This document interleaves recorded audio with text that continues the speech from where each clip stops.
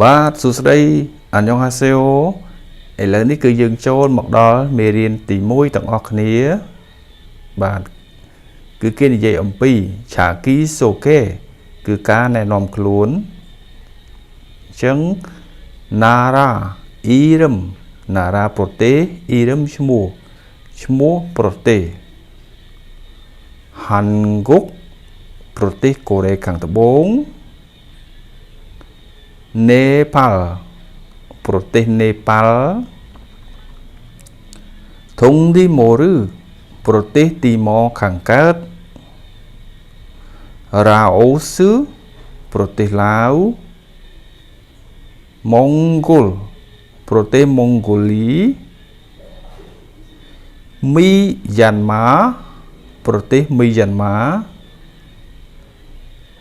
ផាំងគឺឡាថេស៊ីប្រទេសបង់ក្លាដេសភេទឺណាមប្រទេសវៀតណាម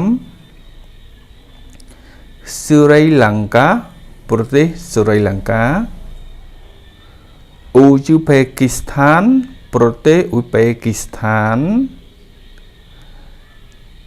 ឥណ្ឌូនេស៊ី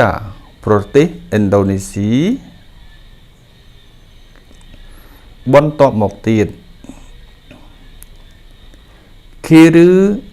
គីស៊ឺស្ថានប្រទេសគីស៊ីស្ថានថាជីគីស៊ីស្ថានប្រទេសតាជីគីស្ថានហាន់ហ្គុកប្រទេសថៃផាគីស្ថានប្រទេសប៉ាគីស្ថាន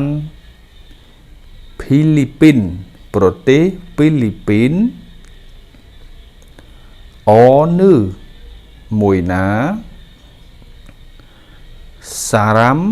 មនុស្សអ៊ីរឹមឈ្មោះខុកចកសញ្ជាតិនូគូណូណាជីកបញងឈ្មោះមុខរបរហាក់សេងសិស្សសនសិងនេមគ្រូបង្រៀនអូខេបន្តមកទៀត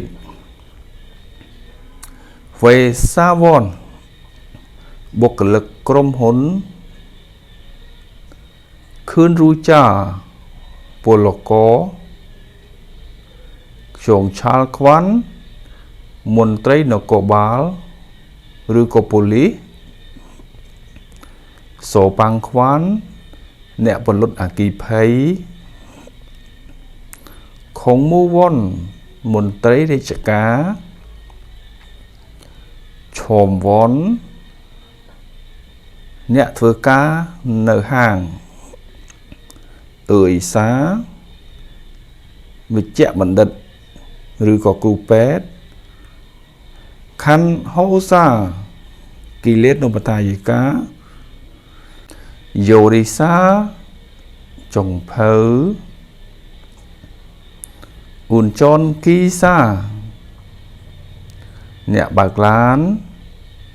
គីស៊ូលចាជាងជួសជុលឬក៏ជាងបច្ចេកទេសម៉ោកស៊ូជាងឈើនងវូកសិករអូភូអ្នកនេសាទស៊ីនេះគឺយើងសម្រាប់ភ្ជាប់ជាមួយនឹងដូចជាអាចូស៊ីណាអាចូស៊ីអាកាស៊ីនេះគឺយើងបកថាលោកស្រីអ្នកនាងកញ្ញាឆខ្ញុំអានីអូទេណែបាទឬក៏ចា